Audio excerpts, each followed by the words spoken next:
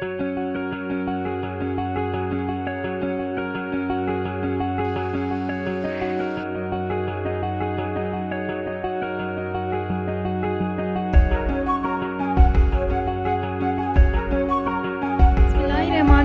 वालेकुम। सर्दियों का सीज़न चल रहा है और दिल चाहता है नाश्ता करने को जो जल्दी से बन जाए।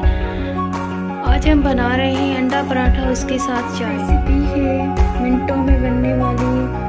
हमने लिया है 2 कप के जितना मैदा, 1 अंडा, 1 टीस्पून चिली फ्लेक्स, नमक आप अपने टेस्ट के हिसाब से डालेंगे, कटा हुआ धनिया 1 टीस्पून, 1 प्याली हमने लिए है दूध और उसके साथ बेटर करेंगे।